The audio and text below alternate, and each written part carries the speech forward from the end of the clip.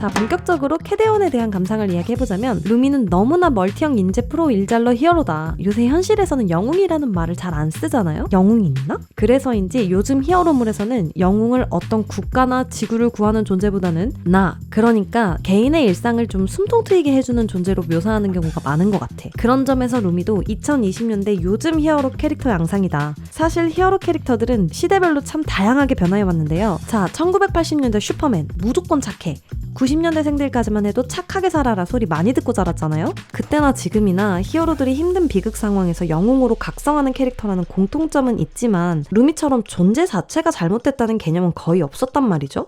2000년대 나왔던 샘 레이미 감독의 스파이더맨 트릴로지도 우연히 거미에 물려서 거미인간이 됐는데, 반면 2010년대 후반에서 2020년대 초반에 소니에서 만든 스파이더맨 애니메이션 시리즈의 주인공 마일스 모랄레스는 존재 자체가 실수라고 사방에서 까이거든요. 본인 대신에 스파이더맨이 될 인재가 있었는데 그 기회를 자기가 앗아간 게 되어버린 거예요. 영화 베놈 같은 경우도 사람을 구하지만 태생은 사람을 잡아먹는 외계인이라는 설정이기도 하고, 하여튼 2020년대 들어서 네 존재 자체가 문제다 라는 정체성의 혼란을 겪는 캐릭터 양상이 많이 보이는 것 같다. 선하기만 한 완벽한 존재가 아님에도 어쩌라고 병식할 수 있는 캐릭터가 공감을 많이 사고 있는 것 같죠? 겨울왕국도 그래요. 2014년에 겨울왕국 1이 개봉했을 때 엘사 인기가 개쩔었거든요. 그때 코노가도 노래방 1위가 다 겨울왕국이고 그랬는데 요새는 골든이 1위인가? 아무튼 엘사 같은 경우에는 하면서 다 얼려버리는 능력이 있잖아요. 엘사도 자기 능력을 감추고 살게 되면서 내재된 두려움 같은 부정적인 마음이 있는 캐릭터거든요. 그래도 악해 보이지는 않아요. 동생한테 실수로 얼음 죽빵 때리기는 해. 힘, 능력, 외모, 재력, 인성 다 갖춘 맞는 캐릭터란 말이죠. 그런 사람이 자기 스스로를 가두는 두려움, 그러니까 결함이 있다는 게 엘사를 더 매력적으로 만들어요. 존나 퀸이잖아. 근데 이제 캐데문의 루미는 여기서 캐릭터가 더 나아간 거죠. 루미가 흑화할 때 약간 악당처럼 목소리가 변하기도 하고 눈색도 변하고 약간 양팔 문신처럼 표현이 되기도 하고, 아무튼 엘사 흑화한 것보다는 좀 더 악마처럼 표현이 되잖아요. 최근으로 올수록 마음에 내재된 어둠을 감추는 게 아니라 아예 밖으로 드러내버리는 히어로 캐릭터들이 많이 보여요. 근데 이게 소년 만화에서 종종 나오는 캐릭터기도 하거든요. 이누야샤도 반인 반요인데 바람의 상처 이러면서 망나니처럼 철새와 휘두르다가 성장하죠. 진격의 거인 에렌도 거인과 싸워야 하는데 자기 정체가 거인이 될 수 있는 인간이라는 걸 알고 나서 오 게이드 거인이 돼서 거인이랑 싸우자 해버리고, 어쨌든 약간 자기 존재에 대해서 기세로 밀고 나가는 게 있거든요. 루미도 그냥 기세로 밀고 나가더라고. 그리고 이건 개인적인 감상인데 제가 공주 나오는 영화를 막 재밌게 느끼지는 못하는 게 많았어요. 생각해보면 그 이유가 별로 공주 같지 않은 캐릭터들이 자칭 공주를 외쳐버리는 영화가 덜어 있었거든요. 근데 엘사랑 루미는 공주 서사가 납득이 돼요. 일단 엘사는 애초에 혈통이 공주고 능력도 상타치죠.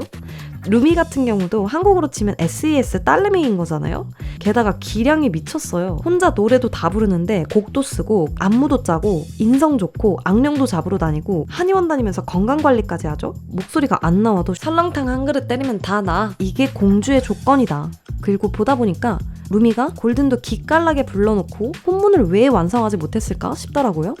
택단 노래 부를 때 만약에 의상 벗겨졌어도 그냥 퍼포먼스였다고 하고 끝까지 공연했으면 혼문이 완성됐을까? 생각해보면 혼문은 헌트릭스가 노래를 할 때 발현이 되잖아요. 그리고 가사 내용도 되게 희망적이에요.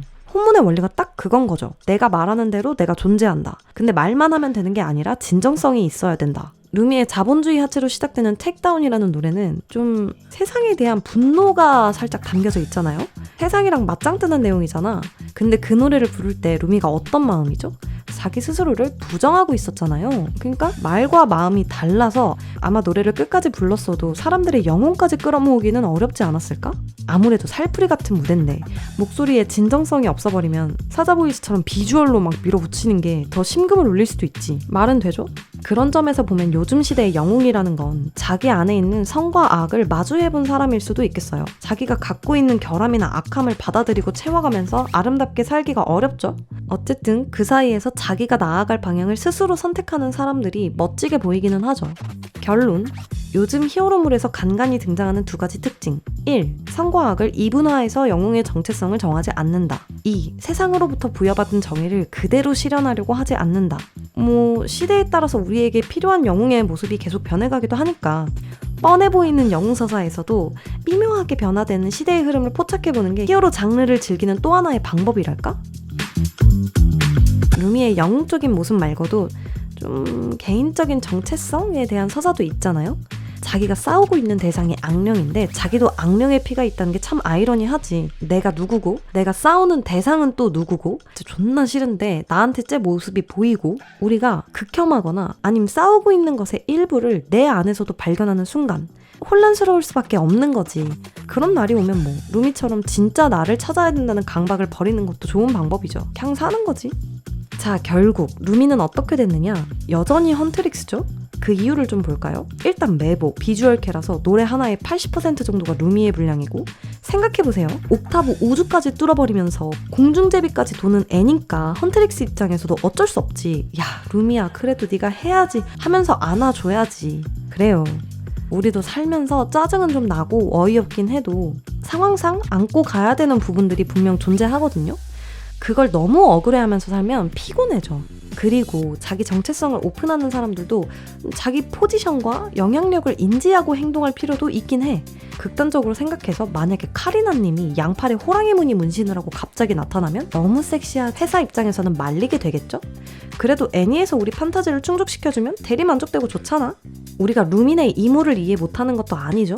결정과 두려움을 숨겨야 하는 사회인 게 참 안타까워. 근데 우리도 회사 같은 데서 이런 경우 있잖아요? 너의 이런 모습까지 알고 싶지는 않았는데? 진우랑 루미 서사도 짚어보면 진우가 목욕탕에서 루미 문신 처음 보고 바로 손수건으로 가려주잖아요? 그 이유가 아마 루미에 자기를 대입한 것도 있을 텐데 그러니까 루미가 자기랑 똑같은 문신이 있으니까 루미 너도 가족을 버렸구나 이랬는데 어느 순간부터 막 같이 노래하다 보니까 아니 뭐야 루미 너 가족을 버린 게 아니라 날 때부터 그랬던 거였어? 진짜 그래 루미야? 이런 사실을 알게 되면서 약간 혼자 머쓱? 근데 아무래도 분위기가 있으니까 짐짓 아무렇지도 않은 척 했겠죠?